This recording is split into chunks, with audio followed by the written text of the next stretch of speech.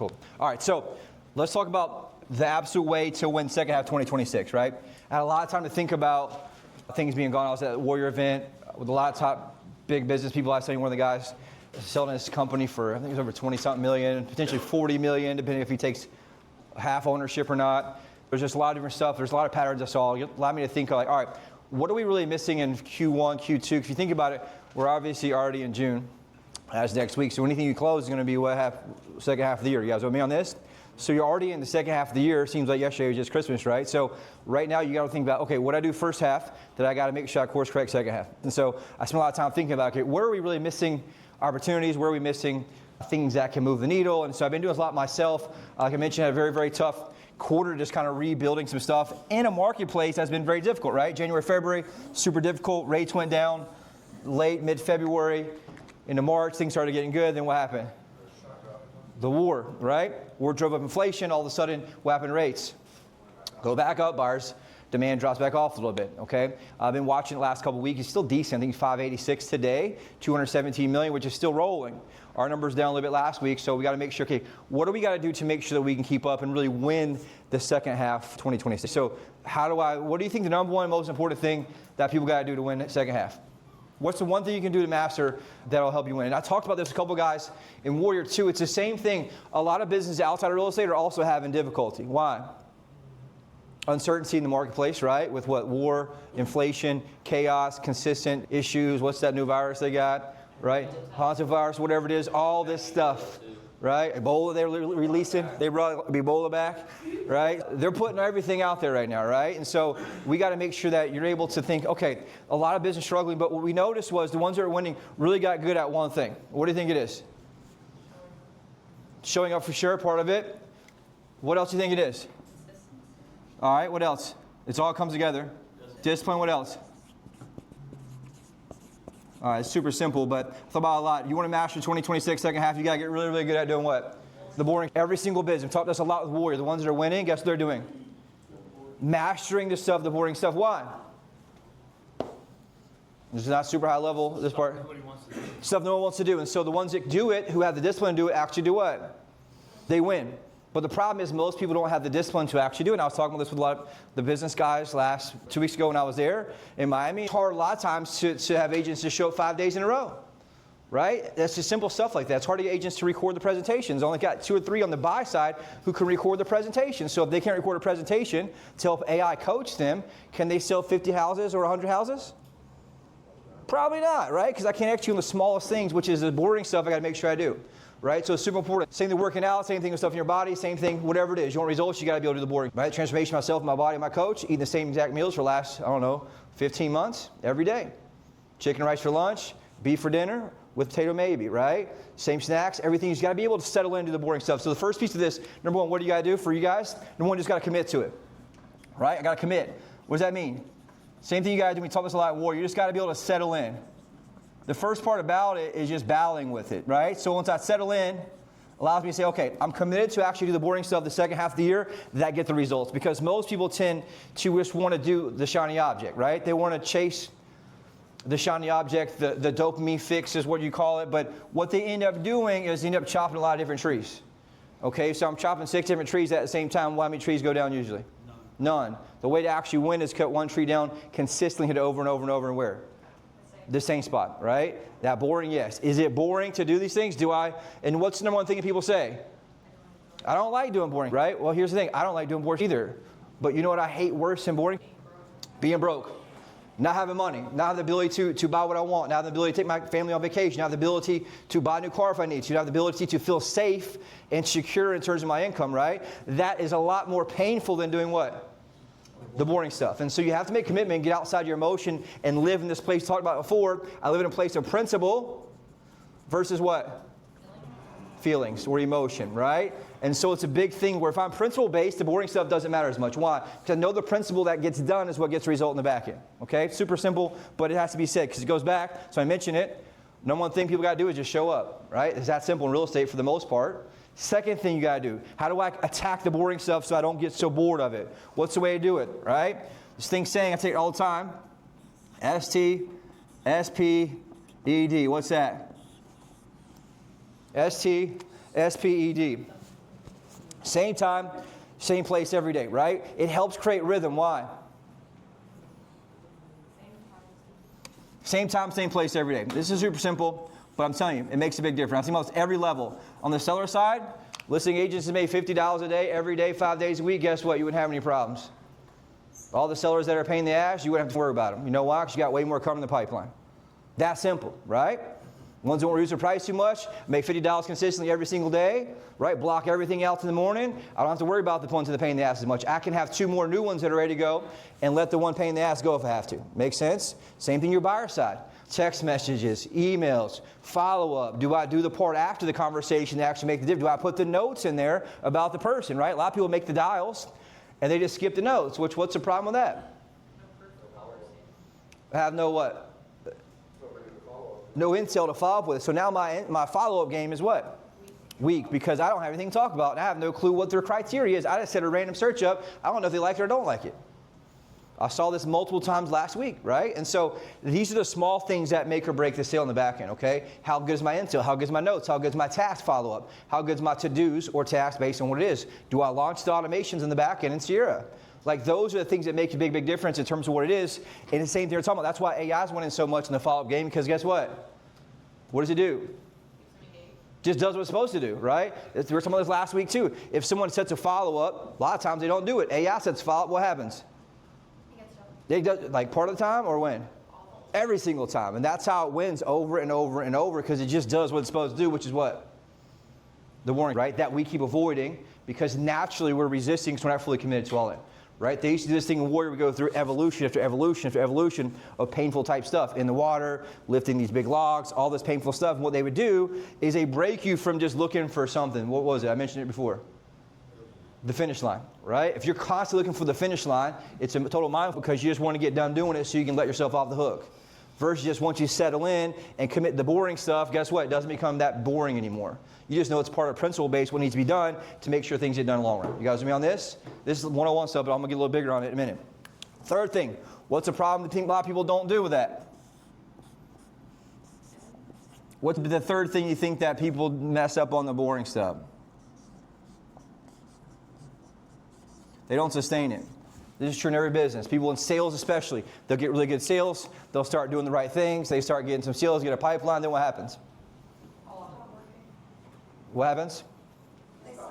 They quit doing what? The boring. They got them there, right? It's just how humans are. And so once you're committed to this, you got to say, okay, if I'm getting off track, if I'm losing momentum, what's the boring thing that I know I should be doing that I keep avoiding? And in that case, guess what? That's typically what you know you should be doing. We always know what we need to do. We just got to be able to go back and hold ourselves accountable, be honest with ourselves enough to go back and do what? Course correct. The faster I course correct, the less I fall into the hole or the pit, and the much easier it is to maintain it. You guys with me on this? Super important. This is important because all this builds into this word here called momentum. And so it's much easier to keep momentum than it is to get momentum, especially in real estate, right? Once you start sliding backwards, that slide goes a very long time. Why? Because everything's 69 days behind what you're doing today. So if I'm in a painful state and haven't done the work the previous 30, 60 days, or whatever that boring thing is, it could be conversion, follow-up, whatever it is. I got to dig myself out for 30, 60 days, which is very, very difficult mentally for many people, right? That's a roller coaster that gets a lot of them with that. And the fourth thing here is you got to be aggressive about it. What does that mean, you think? Aggressive.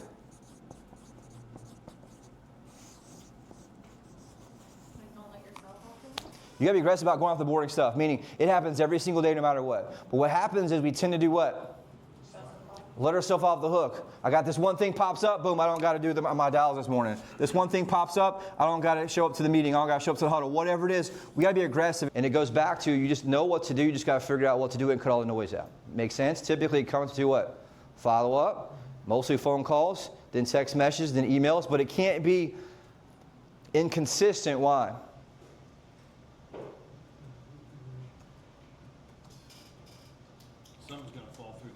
The clients need to see your consistency to actually do business with you, right? If they don't see consistency, they tend to not trust you, they tend to avoid you, and you can't get through the wall, right? You can't just call somebody one time and get on the phone. You got to call consistently over and over and over, right? So if you do 2 or 3 weeks in a row, you don't call 2 weeks in a row, what happens to that momentum? It's gone. The connection with them gone. So it's important to have that pipeline consistent. We're able to do that with the people you have, and it helps you make sure you're in the right place at the right time. You guys with me on this? But if I had to sit back and just being gone, look, okay, as an entire organization, what's the one thing help us win bigger in the second half of 2026 is mastering this. Here's another thing that we tend to avoid. What's another one? The biggest one I think that moves the needle for most of you besides calls and follow-up. Role-playing practice. Right? We tend to get killed by the same 3 or 4 objections over and over and over and over, both face-to-face, on the telephone, right, and on the listings and the listing side.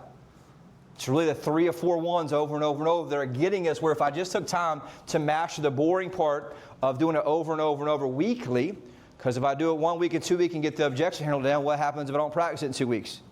It goes away, right? Then I don't feel confident using it. I don't use it and I fold in the moment as I'm 2 hours into the presentation and all I got to do is get the paperwork signed. And so this is important to say, okay, how do I cross-check myself right now and say, how do I double down and commit for the second half of this year to make sure I can master the mundane? Andy Frisilla talks about this on his podcast consistently, which I listened to a lot last week. It's all about just mastering the boring stuff, right? Andy Frisilla, they call him MF CEO. He owns First Form, Vitamin, a Superstore, a bunch of other stuff. He's worth like hundreds of millions of dollars overall. So second thing, this is important. It's important for me in the Q1. It really helped me in my morning stacks, is we got to make sure I'm focused the second half on what not to do. It's important. I stack this myself. For me, right, and just having chaos in certain things, but that's the key. Every single morning, I do my morning stack, and I do a Bible stack now. It kind of goes to, but it gives me 3 things. What's one thing that I need to start doing? What's the thing I need to stop doing? What's the thing I need to sustain doing? And every day, it's just getting super clear on what that is. And so, for a lot of us, like, what's the number one way for somebody to lose a war? Stop fighting, but typically, if they want to continue winning, but they still lose. Like, let's say I want to win the war, I keep fighting all the way to the end, to the death, right? What a large organization, a large war, what's the number one way to lose? Strategy, which would be what? They tend to pick the wrong battle, right? And so, if I'm picking the wrong battle, daily or consistently, I end up potentially losing the war. Well, that would be things like what? Fixing my problems in the morning, right? Dealing with seller issues in the morning, dealing with whatever else in the morning, buyer issues, home inspection issues, whatever it is in the morning when I have my time to do what? Go to battle to do the right things, which is new business, right? No matter what, nothing should come up in the mornings before 11 o'clock except what? Outbound dials. Potentially an appointment every once in a while if there's no other time that it can be done. Make sense? But I have to make sure I'm super disciplined in doing this because this compounds itself, but I got to make sure I'm focused on what not to do. You guys with me on this? Second thing, not to make sure I'm super dialed in and aware of is distractions. When you want to come in with massive momentum aggressively because that sets the pace and the tone for the day. Does that make sense? If I roll nonchalant, I mean rolling around eating a sandwich, not really focused on anything, not hitting the phones aggressively, what does that do the rest of my day? Throws it off. Now, not to mention the time compound. Takes me 30 minutes to get going. Make my first dial 45 minutes in, right? Take 45 minutes times, let's say, 200 plus work days. You miss what? 150 hours there? Maybe almost 275 hours there lost. That's what, 4 weeks of time that you lose? Just by around the morning, not getting dialed in, right? It's important to be aggressive and understand, what do I not do? Right? I don't pick my criteria what I'm doing after the huddle. I know before the huddle, which is the whole reason we do the huddle, so you're clear on what to do, so you go right to war. But if you look at that, if I miss 4 weeks a year, or 5 weeks a year, or just productivity, what does that do compared to somebody else who's dialed in?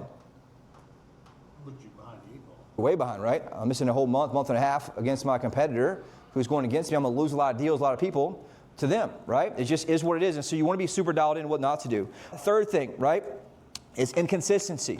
This is a big one, right? A lot of times you got to make sure you're staying consistent where you don't get pulled off, right? It's very, very important that what not to do, obviously, is inconsistency. Meaning, hey, I'm showing up no matter what, right? I'm showing up no matter how I feel. I'm showing up no matter what based on principle, not how I feel. And even I still do the work based on principle, not how I feel every single day. And that includes most likely what? Outbound dials, outbound follow-up. This is true on the listing side, true on the buyer side. Every single thing on the listing side can be fixed at $50 a day, 5 days a week. Right, to people that you've already met with that we had to come in and that sort. And this also goes to the next part of focusing on 2 different things. Reactionary versus proactive. Reactionary versus proactive. So this is a hard one for me sometimes, right, where I have all these problems, people are angry, I'm dealing with it for agents, whatever it is, or people that want out of agreement, or whatever it is. I got to make sure I don't do any of this until what? My proactive stuff is done first. So there's no client of yours in most cases that can't wait till after 11 o'clock. And if they can't, what do? Text message them, hey Anthony, got a couple appointments this morning, I'm back to back. I'll text you or call you as soon as I'm done at 11. Boom, now I'm free, I can focus. But now if I deal with that problem, the angry client, and they mess my mindset up, what happens when I go try to be proactive and make sure I can convert to high level? Not there, right? And so you got to make sure you're protecting that and understanding I'm super clear, is what I was looking for here, is I'm super clear on what? What not to do. You guys with me on this? On what that is. And the third, I guess the fourth one I had here, I just notice a lot is shiny objects, right? It's important. And that could be things like email, oh, let me try this new tool, let me try to just reorganize this, or go whatever it is. Make sure, hey, what I need to do, how to make sure I do it. But the first thing I think is way more important than what to do is what not to do. And so figure out where you're losing time. Where are you having time vampires suck your time? Is it people in the office? Is it you, right? Is it the way you're showing up in terms of your business? Is it your schedule? Do I need to get up a few minutes earlier, right? Whatever it is, you want to make sure you can figure that out so I can block this out. And this is hard. Even me at this level, I got to constantly be evaluating my day, my schedule, my previous day. What did mess me up from yesterday? I got to make sure it doesn't happen again today. It could be someone else who pulls me off. It could be someone else in terms of client or whatever it is. It could be emails, problems, whatever it is that I want to make sure I'm pushing off until I get whatever needs to be done first. You guys with me on this? Super important. Does that mean I may miss something here and there? Yeah, that's all right. That'll be okay as long as I do what I need to do here. And I'll have small problems that come up from missing that, but I'd much rather focus on the most important stuff here. You have to train your mind to do that, okay? For some people that are like obsessed OCD, it's hard to do because you want to knock the thing out so you can check the box, but ultimately that doesn't get you paid. You guys with me on this? Super important there. That's one thing to watch out for overall. Third thing, this really helped me out a lot. Every single day I ask this question. What's the thing today that's going to move the needle? That's all that matters, right? So we had a lot of challenges in Q1 with like listings not selling, right? Less contracts, the market being slow and all this stuff, and it was stressful because you had this huge machine, right? Lots of stuff going out, expenses $300,000 plus a month, and all of a sudden you see pending deals go down, and you have a million things that need to be done. And so every single morning I had to train myself in doing what? Identifying what's the 2 or 3 things today that's going to move the needle no matter what. Period. All the other doesn't matter. Why? Because what matters first for anybody's profitability in your business, right? Which for you guys is selling more stuff, okay? How do I leverage the most amount of sales in the same amount of time and what that is? And so number one, I want you guys to write this down. Everybody knows what the one thing is, right? If you haven't read the book, I recommend reading it, but it's called The One Thing. Anybody know the definition of that? What's the one thing that I can do today that makes everything else irrelevant? Meaning, or if I execute on this one thing, it creates enough movement where nothing else really matters. And so, for example, I was thinking about that on the seller side. What will really make a big difference is $50 a day, every day, 5 days a week, no matter what. Minimum. Minimum. Not like a target. And I've been watching the numbers the past few weeks, and it's really sporadic. Buy side, super sporadic, and Sierra too, right? So a lot of times you got to make sure, and that just goes back to show me, okay, if I see people who can log in Sierra 1 or 2 days a week, but then the next week they don't, what does that show me? Inconsistency in the same time, same place every day, right? So I'm really dialed in on this as the buyer side. I'm hitting Boomtown and I'm hitting Sierra consistently when? Good morning. Same times, right? Same places every single day. And so if I'm doing it right, my dials, my numbers should be almost identical when? Every single week, every single week, every single week, every single week. And as I have that momentum and it has that rhythm, it makes it hard for me to stop and get off the horse. Does that make sense? Because same thing, if I go to the gym every day, the same exact time, and I miss the gym, how do I feel? I feel like in the beginning, it's difficult for a lot of people to go until you have the rhythm. But once you stop going, it's really hard to start going again. Does that make sense?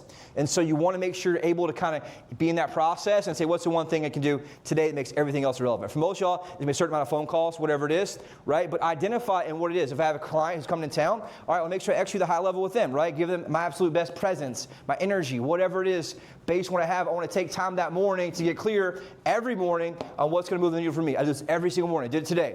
There's 4 things I need to do today and this week. I have 4 things I got to do that makes everything else irrelevant, right? That's it. No matter how many problems I got, how many issues I have, what I deal with, knock those 4 things out, nothing else really matters, okay? And so that gives you confidence and certainty that you do those things. The other problems don't really matter. Yes, do I have part of that? That's okay. I just want to do what I need to do so I can move forward and not worry about that in the future. Make sense? Second thing, this is important too. I must make sure I plan all white space. What does that mean? Plan with your calendar, use your calendar. When? Every day. Every day. And here's the thing. I struggle with this sometimes. I have to sometimes keep it open so Joe can put something in there for me, or like so many people can book some stuff on my calendar through this other CRM we have. And before, people are booking phone calls on there for me. But what happens is if I nail it in the morning, all of a sudden I have this open in the afternoon, and I'm not super clear, what happens? You get off focus. I get out of power and I find myself in reaction mode every single time. And so it comes from having my plan in the morning all the way dialed out. I'm telling you, every morning, that's a big thing. Even for me, 20 years in, it becomes a weakness or a challenge to have white space open on there. It makes me be able to react, and I tend to not be as aggressive in my next move as I need to be. And here's the thing, you have so many problems and issues going on, what do you tend to do? Forget what you're supposed to in the first place, right? And so that's why your 4 items are super important, at least your 3 or 4 items to do. And you're obviously one thing for you guys that day, no matter what, make a difference. But the second thing here is make sure I'm able to focus on that. Third thing with this, I make sure I'll follow through no matter what. What does that mean?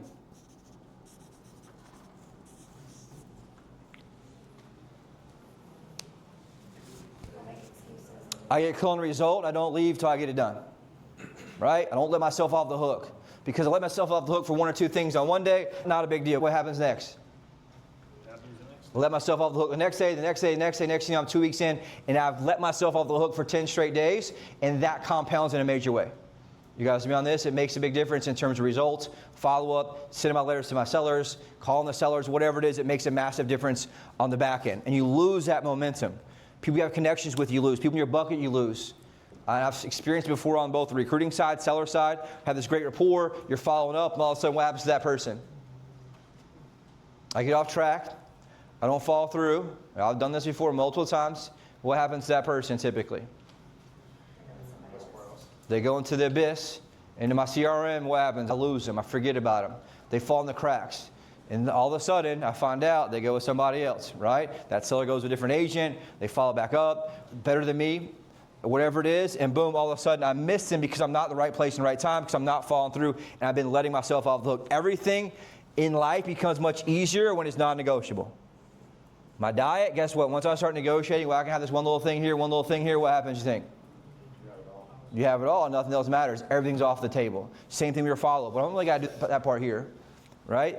I let myself off the hook because I have something come in or a contract come in or whatever it is, and all of a sudden I'm not in alignment, and I'm not in the place where I'm continuing following through. It makes a big difference in that part, right? And the last one here, this is for the high-level stuff. What do you think the 4th most important piece based on this list to help you win the second half of 2026 is? If you had to take a guess. Give me a couple examples. Keep the pipeline filling up. Pipeline, that's a good trick. Yeah. What else? Show up. That would be what? Boring stuff, right? If I can't show up, do I deserve success? Right? If I don't show up to the gym, do I deserve to be in shape? Right? Same thing in business. I can't show up to business, I surely don't deserve business success. But that's the key part of just making sure I'm doing no matter what. The number one killer in real estate, as we know, is freedom. People at a high level, that's pretty obvious, right? We're able to kind of get past that. But the reality is, what do you think the 4th thing? What gets people even the highest level? Personal development. Yep, you nailed it in a way. So that would come close to what? Mindset, right? This is true at every level because there's so much going on, especially a difficult marketplace. The higher you are, the more problems you have. And so what tends to happen? You say, oh, woe is me, I can't do this, it's too hard. We get frustrated, we get off our game, and all of a sudden what comes in? The stories come in, the issues come in, right? Joe had this great thing, Joe and I were talking Joe had this great saying last week that he gave me, I really liked, I never heard of it. Joe called it sales depression. What do you think that means? What's sales depression? Kind of hit a low point, you stop, kind of believe yourself, stop doing stuff. Yep. And so if I'm in the business at a high level, I have a lot more stress, I have a lot more issues, right? And all of a sudden, I find myself getting beat up and beat up and beat up. If I'm not taking time to fill my cup consistently with external things, which would be like what? Personal development. Those are things like what? The YouTube videos I share with you guys in the morning, my morning stacks I'll talk about a little bit, or my journaling, reading books, listening to other people. What happens to my certainty? Goes down. What happens to my energy? Goes down. And so then what happens to my conversion? It goes down. You see this happen a lot in timeshare, right? People are selling a whole lot. They get beat up 2 or 3 or 4 bad tours, and what happens? They go to the slump, right? And they're in the slump for like a month. I've seen some people who have been the number one in the thing multiple months in a row get fired 3 months later because they went to the slump.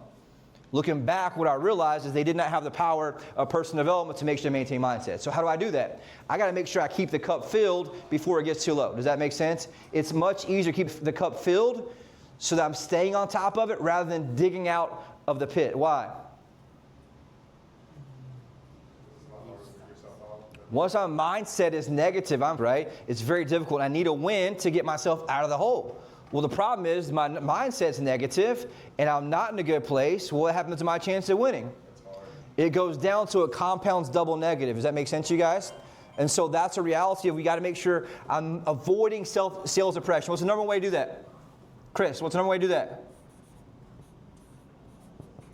I'll give you a hint. You already said it. Personal development. I can always tell who's not doing personal development at a high level. How do you know? How do you think I know? I can see it in their eyes. I can see it in their energy. I can see it how they show up. I can see their frustration. I can tell you how many hours a week you're doing it based on the way you look in your face. Why? Because if I'm doing personal development and I'm pouring into myself and I'm listening to videos in the morning and I'm borrowing certainty from people like Grant Cardone, Jordan Belfort, Andy Elliott, the stuff I shared with you guys in the morning about mindset visualization, guess what happens in my mindset? Doesn't go backwards too much, right? Because I'm pouring it up before I get to that place. Now, if I can see it on you, what are the chances your client can see it on you? Pretty good. Pretty friggin' high, right? And so my ability to pour into myself, and that comes back to what? The boring stuff. Is it convenient every morning for me to look up some YouTube videos and find YouTube videos? While I'm up early, is it easy to get up at 5 a.m. to do the stack? No, but I got to make sure I'm pouring into my mindset so I can do what? Do the boring shit. Deliver consistently at a high level under a whole lot of pressure. Does that make sense to you guys? And so this is important to do. And so if I don't have that in place, I got to, number one, make sure it's a habit. When? Every day. What's the best way to do that? Yep. Same time, same place every day. For me, it's typically when I'm doing morning stack at 5 a.m. Lately, if I do a prayer stack, right, which I've been doing a lot of those lately, along with the Bible stack, same time, I want to be able to kind of have it super quiet so I can basically pray and kind of hear God, right? Make sense? So I do that a little bit later, which is why you've seen it come a little bit later in the last little bit, but same time, same place every single day based on what I'm doing. Does that make sense? I do not get to the gym without having something listen to get my mindset right, because I want to make sure I'm attacking the day and I'm borrowing the energy from somebody else. Does that make sense? Because naturally, as humans, we wake up with a negative connotation. You guys agree with that? Why? Tell your brain's designed to help you survive, to avoid things that are painful, to avoid things that are challenging. And so for me to overcome that and win at a high level, I have to make sure I'm finding a way to supplement that just like a vitamin. Right? If I take vitamin for vitamin D, which means I have a shortage of vitamin D in my body, the only way I get that is to do what? Supplement that from somewhere else. So if I need something in my mindset and I'm constantly draining that through a high-stress job, what's the only way to fill that? Supplement from somewhere else. And so it's easier for me to borrow that from somebody else, like a Jordan Belfort, like Andy Elliott. And some of those people are just crazy enough, they constantly have it no matter what. That's how Garrett is in a way. But he says the same thing. Every morning he wakes up, he does it at 3 a.m., he feels like everything's going to go to hell, the entire business is going to collapse. He goes through that process of his morning routine, and guess what? Boom, now I put myself into power. Does that make sense, you guys? And so I want to ask yourself, hey, what's your process in the morning to put yourself into power? And if you don't, what do you think happens? Performance drops off. Your performance is going to be up and down, your mindset is going to be up and down, you're going to find frustration. Now, what's the problem with that? If I'm not filling my cup, right? What creeps in? Doubt. 2 things. Doubt, stories. That's where it kills you. So all of a sudden, what happens to something that's totally normal? In many cases, all of a sudden I believe like this is something that's happening from God or from purpose, right? Man, maybe I'm not built for this business. Maybe I don't like this business. Maybe I'm just tired of this business. Maybe I don't like this business anymore. I'm just exhausted, right? All this years, I've said this before, but every time you go back to it, what are typically people not doing? Pouring into themselves systematically every single day. Every single day, right? If I make an investment, right, emotionally into my spouse, every day, it makes it easier to pull from that when I need it from them. Does that make sense? But if I don't do that for myself, what's it look like when I'm trying to pull from something else out of something that's not there? No result, right? I get nothing in the back end. And so I want you guys to just take this in mind. Like, this is the key right now more than ever. Why? Because two main reasons. Number one, we're in a tough marketplace and it's going to get tough. Why? Interest rates, right? They can't be close to 7% and be easy.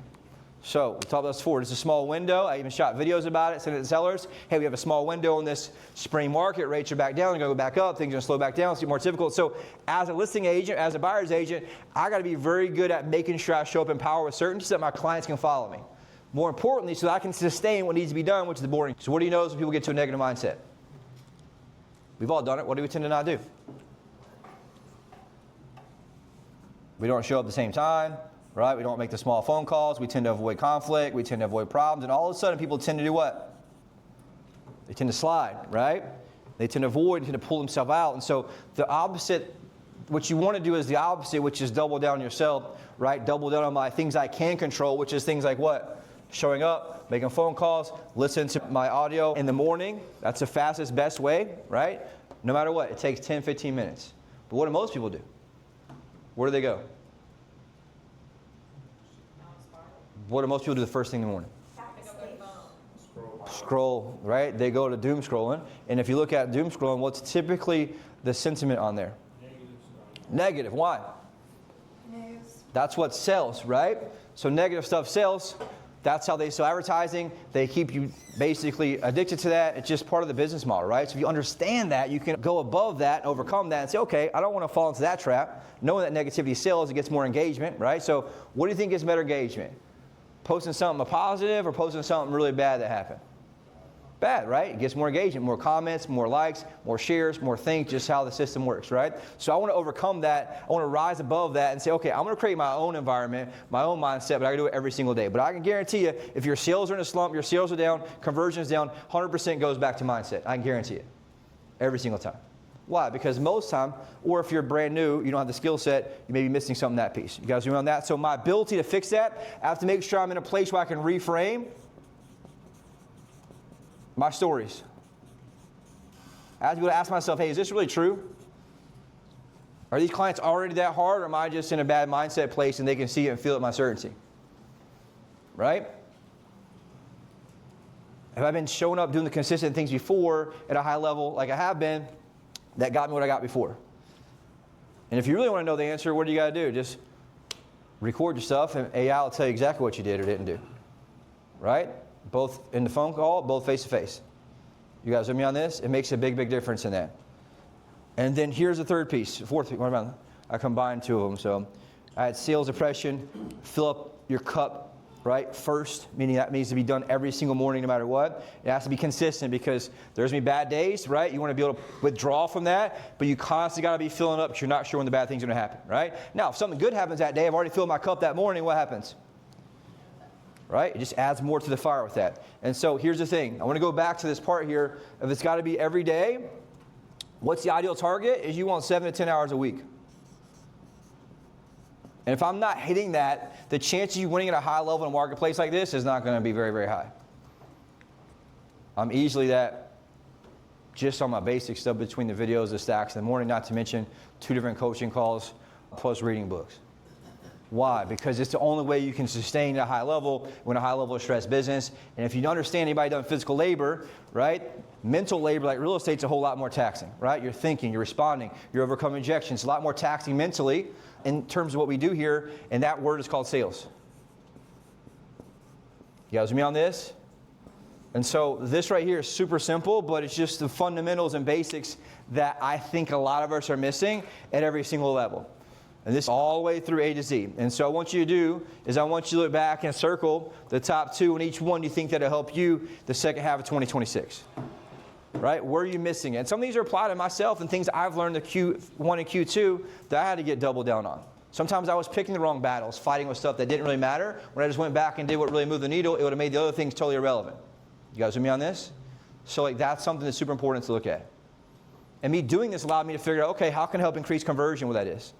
Like, for example, one of the things recently, I had going through my morning stack of figuring this out, And being gone last week too, at the Warrior thing, I figured out going through an exercise of this. It's like, hey, every time somebody on the seller side has a no sign, they tag it. I'm going to assign myself a task. That task automatically comes to me. What do you think the task is? Call them and say, hey, Taylor, Blake Sloan, here's some follow-up, see how the appointment with so-and-so. And then what I'm going to do? Ask what I can do to earn the business. If I get 2 or 3 out of 10 more, that's a 30% increase in conversion. That's a massive difference in the back end by doing what? One simple thing that moves the needle, right? Versus all these other distractions that can pull you. And so you want to get super clear of like, okay, what's the one thing I can do based on what's happening to allow me to see how I can move the needle? You guys with me on that? So for me, my stuff, right? Increase listing conversion, both face-to-face and listings taken. Increase the recruiting piece to get more people to handle leads that we have, right? That's kind of the top 2 or 3 things to have there. And then some other two or three small ones that go along with that. But that's super simple, right? We tend to overcomplicate it and we tend to get sucked into reactionary because all that stuff is overwhelming and you got to be able to cut through the noise. Make sense?